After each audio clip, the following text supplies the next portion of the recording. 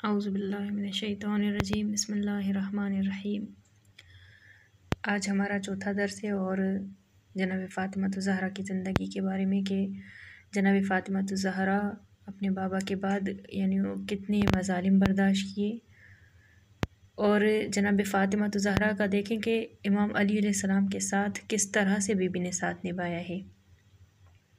ایک خاتون ہے اور اپنے شوہر کے شانہ بشانہ کھڑے ہو کر اپنے شوہر کے لیے حق مانگ رہی ہیں، اور کس طرح سے لوگوں کے گھروں میں، مہاجر اور انصار کے گھروں میں جا کر مولا علی علیہ السلام کی جو خلافت ہے، جو مولا کی مولا کا حق ہے کہ منبر رسول کا وارث، رسول خدا کے منبر کا وارث کون؟ امام علی علیہ السلام ہے۔ بی بی گھر گھر جا کے یہ بیان کرتی ہے کہ یہ حق کس کا ہے؟ میرے شوہر علی بن ابی طالب کا ہے، اور بی بی ان کو بارہا سمجھاتی ہے۔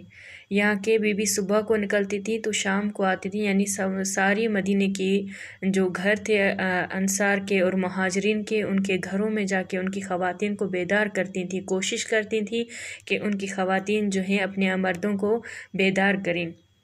اور امام علی علیہ السلام بھی، روایت میں ملتا ہے کہ امام علی علیہ السلام بھی مہاجر اور انصار کے مردوں کو جا کے اپنا حق بیان کرتے تھے کہ میرا حق ہے، اور مجھے پیغمبر اکرم نے اپنی زندگی میں ہی خلافت عطا کی تھی۔ تو لوگ بہانہ یہ بناتے تھے کہ یا علی، اگر آپ پہلے یہ ایسا کوئی اشارہ کر دیتے تو ہم ابو بکر کی بیعت نہ کرتے۔ تو وہیں پہ مولا کائنات فرماتے کہ کیا آپ لوگ چاہتے ہو کہ میں رسول خدا صلی اللہ علیہ وسلم کے غسل اور کفن اور تدفین کا انتظام نہ کرتا، ان کے جنازے کو ایسے ہی چھوڑ دیتا اور خلافت کے لیے آ جاتا؟ تو وہیں پہ روایت میں ملتا ہے کہ 40 سے زیادہ لوگ جو ہے جمع ہو گئے، مولا کائنات کے پاس انہوں نے وعدہ کیا کہ ہم آپ کے ساتھ ہیں۔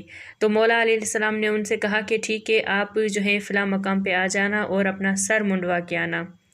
لیکن دوسرے دن کیا دیکھا کہ فقط 2-3 نفر جو اصحاب امام علی علیہ السلام تھے، جناب سلمان یا جناب مقداد وغیرہ، یہ تھے لوگ، اور دوسرے کوئی بھی نہیں آئے تھے۔ پھر مولا علی علیہ السلام دوبارہ جاتے ہیں، پھر ان سے کہتے ہیں، پھر وہ حامی بھرتے ہیں اور کہتے ہیں ہم کل انشاءاللہ آئیں گے۔ پھر دوسرے دن بھی ایسا ہوا تو کوئی بھی نہیں آیا۔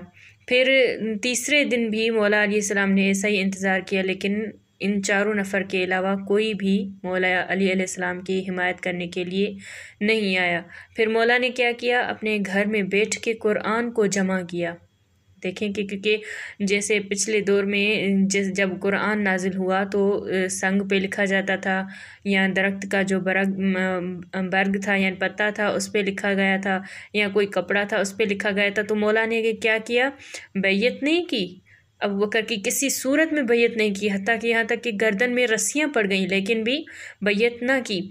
لیکن مولا نے کیا ہوا؟ خانہ نشین ہو کے قرآن کی جمع آوری کی، قرآن کو جمع کیا۔